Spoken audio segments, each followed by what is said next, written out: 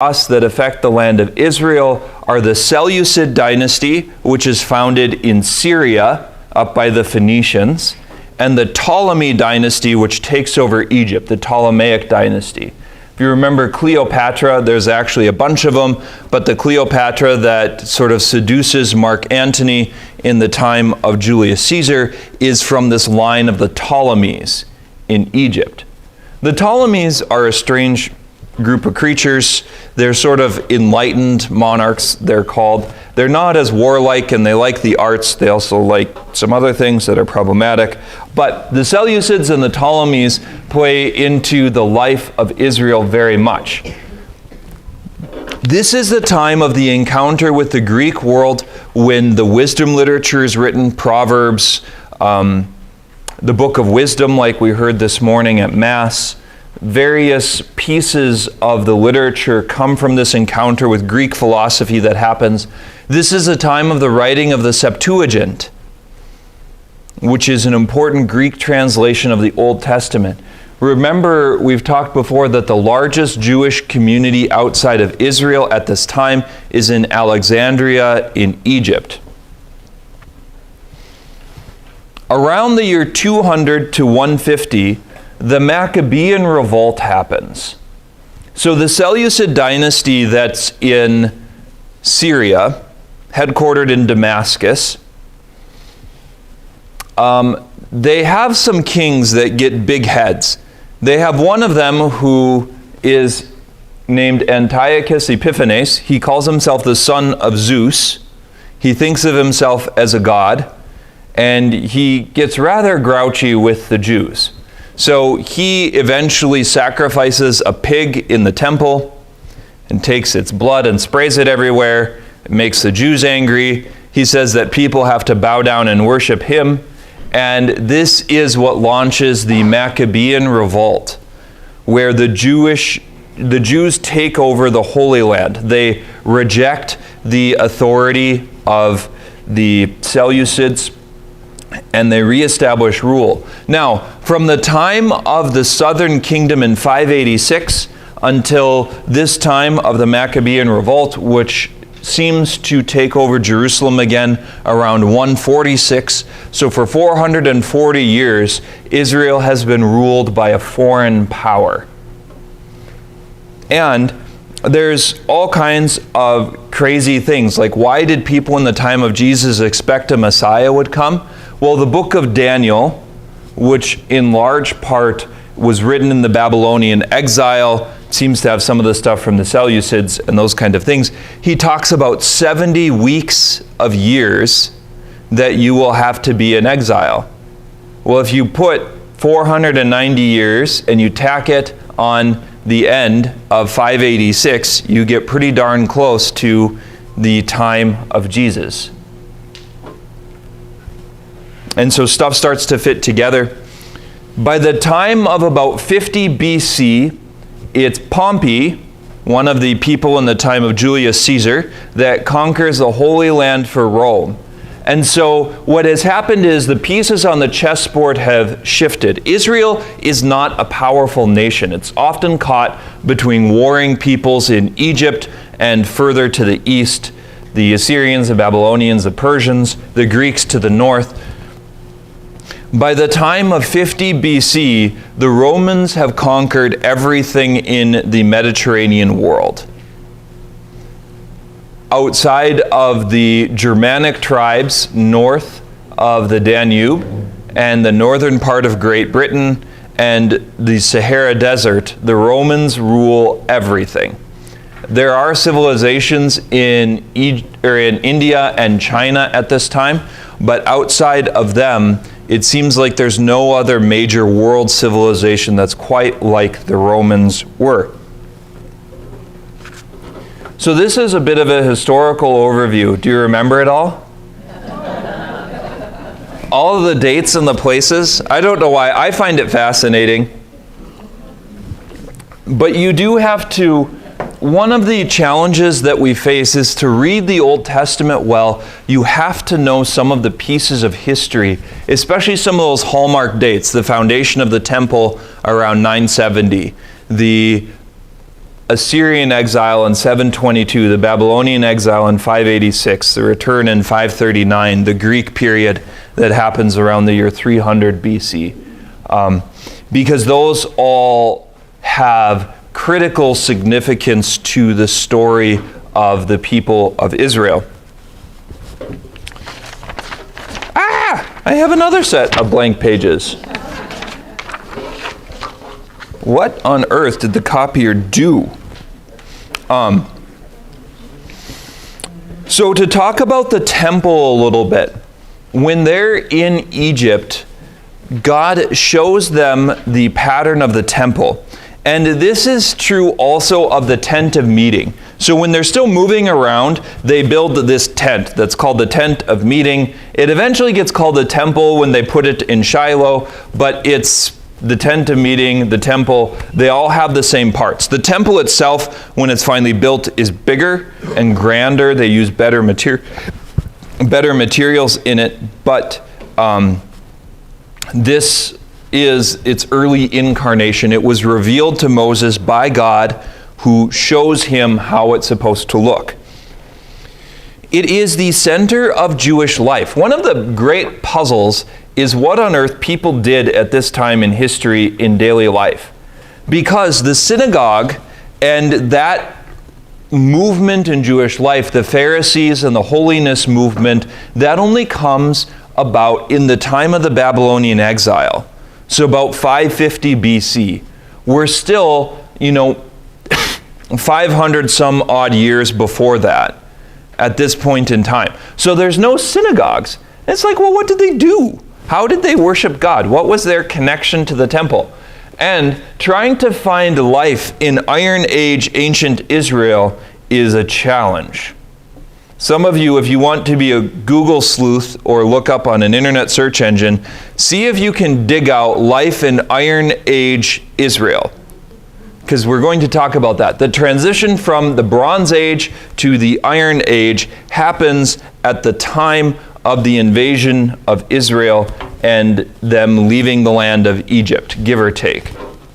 We'll get there. But we have to talk about the temple first.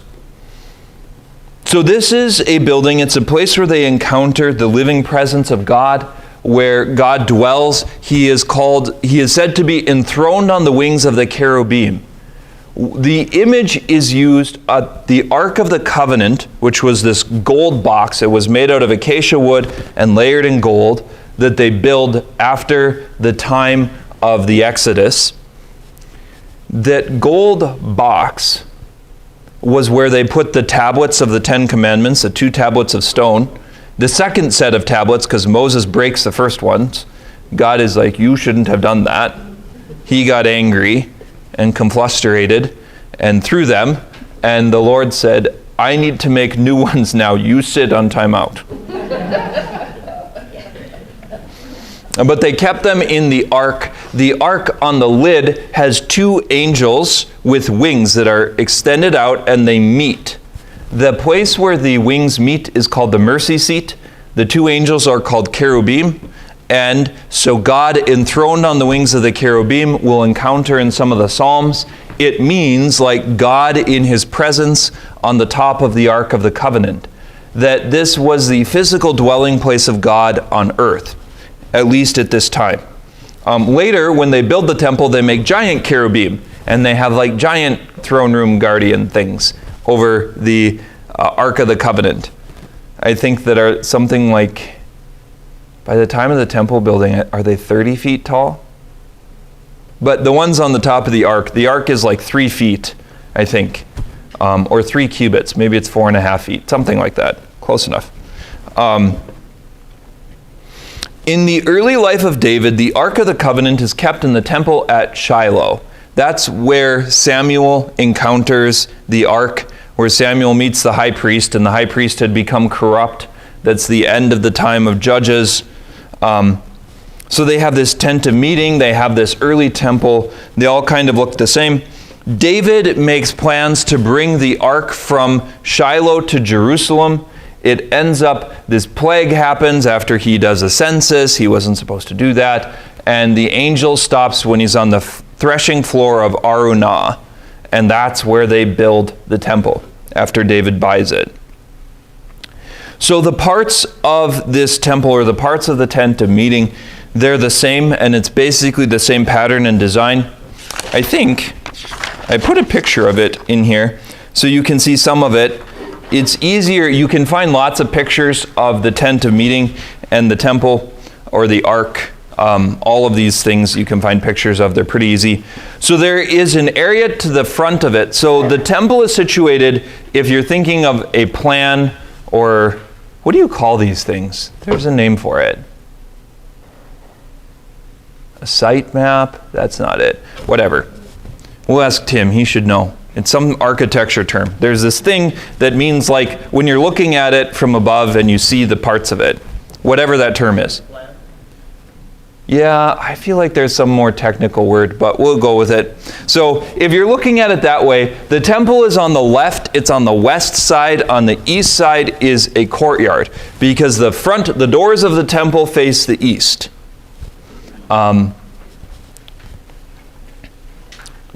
So there is a courtyard. This is an area in front of the entrance. It's divided by a curtain at this time. Later it's divided by the front of the temple. But at this time it's divided by a curtain from the temple proper.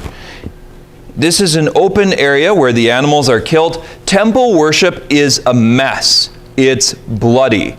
It involves the death of animals and feathers and fur and bones and charcoal and all those sorts of things. None of it is clean. This is where the Levites come in. The Levites are the grunt workers of the temple and the tent of meeting. They're in charge of cleaning off ashes, of moving charcoal, of taking animal fur and bones and all of those sorts of things and moving them around. The priests wore aprons and different sorts of garments because they were always killing things. In the courtyard of the temple are a couple of other things. One of them is the altar of burnt offerings. This is a tall altar where there was a fire kindled on the top, and they offered various animals. There's fire and smoke. It becomes an image of Mount Sinai. You have a tall thing with fire on the top. That's how Mount Sinai is described in the time of the Exodus and the places where they offer sacrifices. They also have a basin full of water in the courtyard. This is called the laver. Later it's called the sea. Solomon builds a giant one, and then he builds lots of little ones that they can push around. But you have a giant thing of water because it's always a mess. It's always dirty. You need lots of water to clean off the blood. I'm sorry, but I can't imagine anybody going to worship. The smell had to be... It would be something, but there's a couple of things. First one is that in the ancient world, there's far more smells, and they think that your sense of smell just got deadened after a while, because most people live with animals. Like, you have cattle or sheep in your basement. You know, human excrement and human waste is common. You have to figure that out in cities. There's always something rotting and fermenting.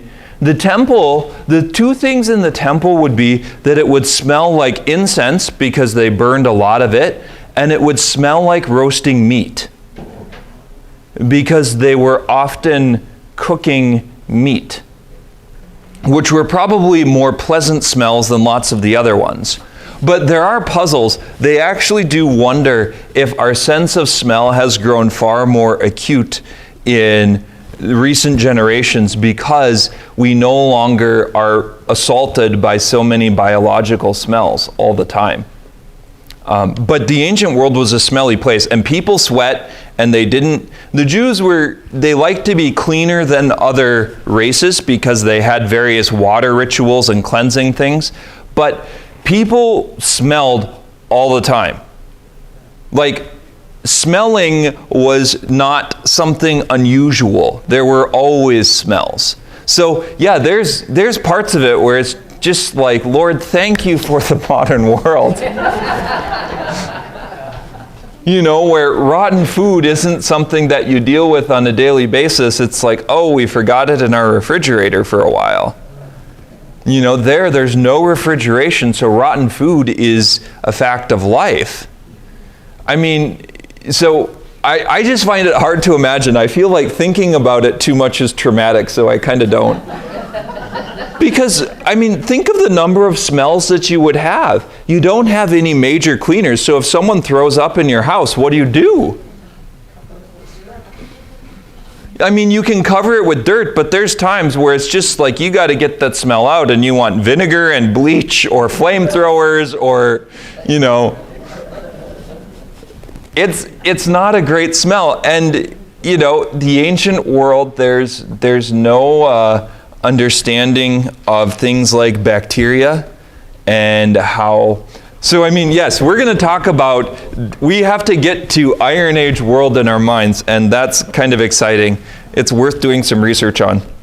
But in all likelihood, the major smells around the temple would be of things like bread cooking, because there were grain offerings, and roasting meat and incense, which I would argue that's actually a decent combination of smells.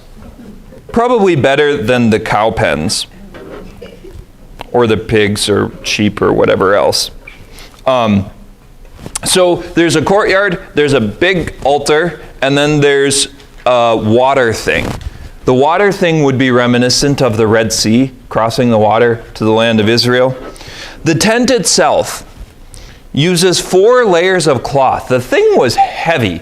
This is one of the other things, is we think that there must have been a way of cleaning these things, because it only talks about them making one set. But if you had a set of curtains hanging anywhere, it would not take long for them to be covered in mud. And it would not take long for them to be covered in dust and for them to smell like every kind of thing under the sun and probably be crawling with bugs. So it seems like they must have had other sets that they changed in and out, because they took great care of the temple. This was the place, the dwelling place of the living God. And you can see that that's actually a lot of care to keep up a building like that, to keep up curtains and all kinds of different things that are huge. That's plenty of work for even several hundred people. It's 45 feet long, 15 feet tall, and 15 feet wide. The Holy of Holies, where the ark is kept, is a perfect cube. And then the other spot, the holy place, is 2 cubes that are set next to each other. So it's a rectangle, but they liked the cubic kind of motif. Inside, they seem to have decorated it with things like pineapples and pomegranates and cherubim. They're very careful about portraying any fashion of the Lord, of God himself, because of the problem of idolatry. But they do seem to be fond of decorating it with different things that make it look somewhat like a garden. The holy place is in the front, and then the most holy place is in the back part, that cubic part. In the front, on the north side, so on the top, if you're thinking of the site plan east and west like we usually do, the top of it is the table of the bread of the presence. They make this bread and they leave it there for a week at a time. It's called the showbread. This is reminiscent of the manna in the desert. And then on the south side of the interior place, they have a menorah. The menorah of the temple have 7 branches. 8 come from Hanukkah and the 8 days that the oil lasted at this temple celebration, I think in the book of Maccabees. But temple menorah have 7 branches, 1 in the middle and then 3 pairs, which is a symbolic representation of a burning bush. It's also 7 days, but you have this thing with branches and fire on the end. So it makes it look like a burning bush. You can start to see where this is going. It's all about remembering Sinai. In the middle of the temple, in this front place, you have the altar of incense. This is a small altar that's placed in front of the inner curtain. And on top of it, there were charcoal, and they burned incense several times a day. The most holy place is on the back end, the far left, if you're thinking of that site plan. That is where the Ark of the Covenant is kept. You can see on this one, there is a kind of wooden structure underneath all of the curtains. But there's several layers of curtains, and there's all these implements. You have to fill the menorah with oil. The inside of it is hollow, and we think they had wicks that stretched down into the interior part so that it would always be drawing up oil and it would stay lit. That it was some kind of oil candle. And then there's showbread to make, there's altars to clean, there's blood to clean up, there's a lot of cleaning involved, which means that it's a significant thing for people and for water. You also have to have a large herd of animals because there's sacrifices that need to be offered twice a day, plus lots of extra ones. And then there's even more sacrifices at various times of the year. Most of them you can use sheep and goats for, and some of them have to be bulls. Bulls would be far more valuable and far larger, require far more work. But it means that the temple or the tent of meeting has to have a relatively large flock of animals that are cared for and reared constantly because you have all of these sacrifices to do every day of the year. It's not clear how often people go to the temple to pray at this point. That's one of the puzzles that I would like to sort through is spiritual life in Iron Age Israel. Again, that's a challenge to find.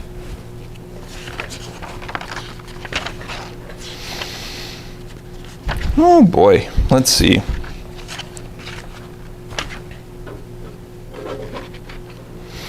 Any questions about the temple that I can do my best to answer? This is a good thing. Like I said, you can find lots of pictures of it. What I think we'll do now is flip to the very back page, page 18.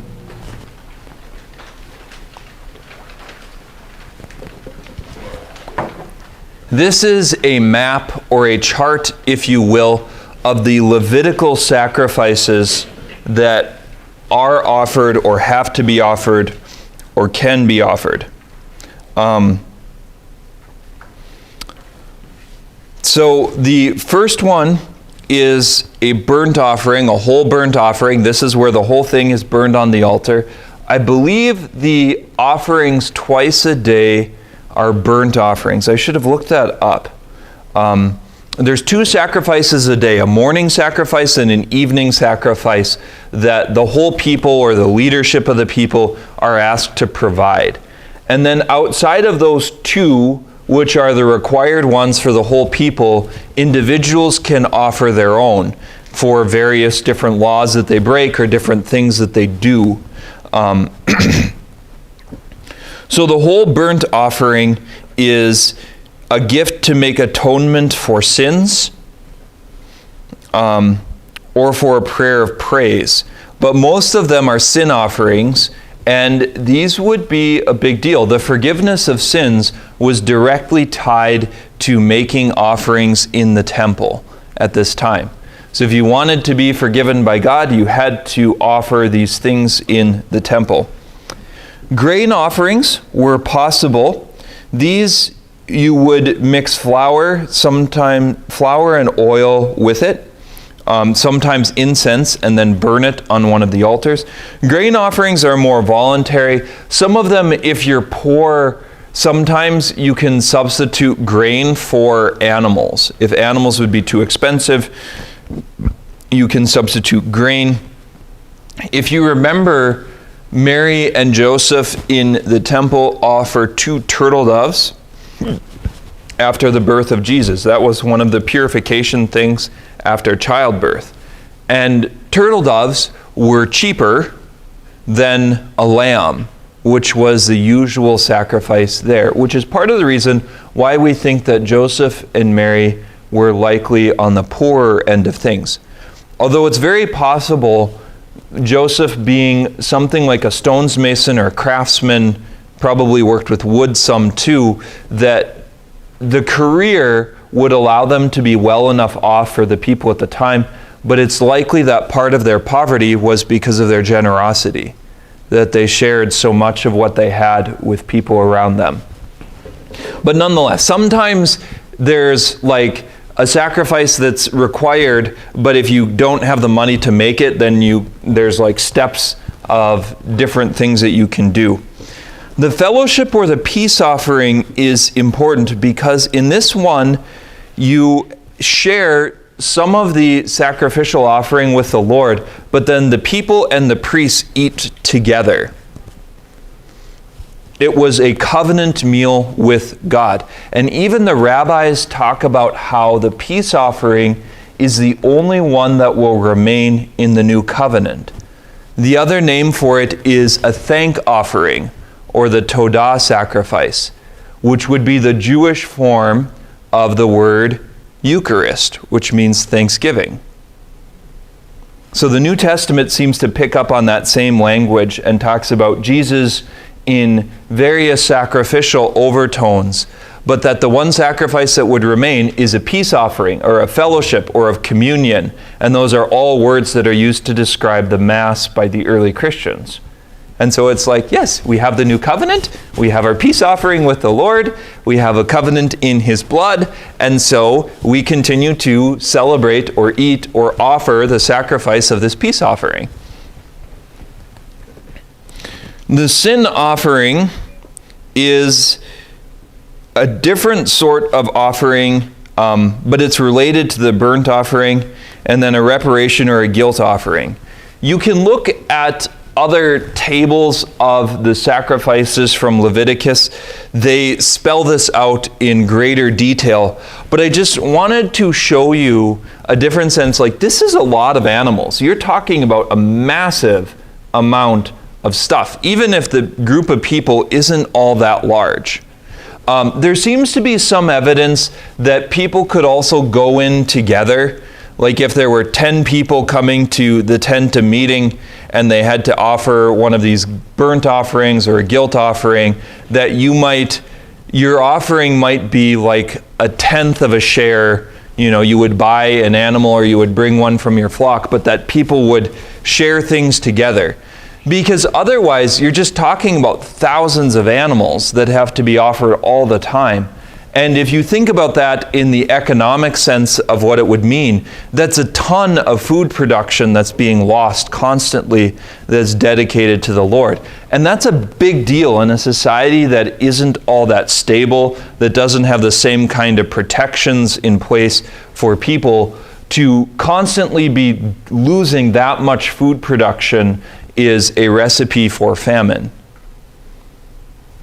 And there were famines in the ancient world, but the children of Israel were not always under times of famine. And so part of it, this is part that you have to sort of crunch and work with, is that the way that the Bible lays it out isn't always as clear as it seems at first.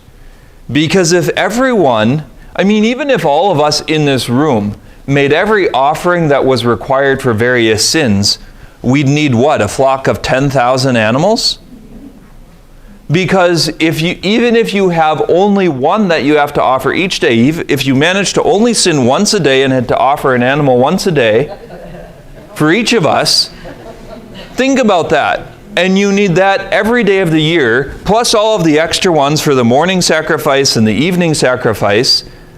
Like, you'd just either be talking about an absolutely insane number of creatures, or some part of this is not quite the way it appears to us. The same thing happens with some of the laws. There's some suspicion for instance, that if you killed everyone that committed various sins, you wouldn't have very many people left after very long.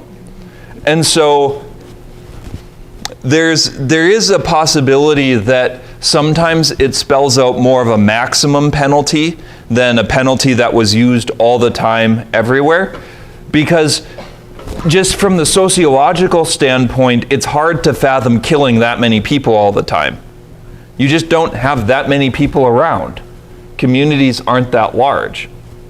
So there are puzzles like that, like I said, and it's not clear. It's not that I'm trying to say we should doubt the biblical text. It's just that understanding how the biblical text works in situations and in history, you have to apply a lot of logic and reasoning. I mean, even when I was trying to think about careers in Iron Age Israel, what kind of careers do you think, or occupations, what did people do? What do you think they needed lots of? Most of the people would be connected to agriculture and food production. That is true. What else do you need a lot of? Tent makers and clothing and weavers and like all of this stuff. If you're killing that many animals, you constantly need new aprons. Right? Like there would be a ton of job security if you made clothing at that point. You also need lots of pots. Like being a potter would be hard work, but you use pots for practically everything, and you need a lot of them because they also have this habit of breaking.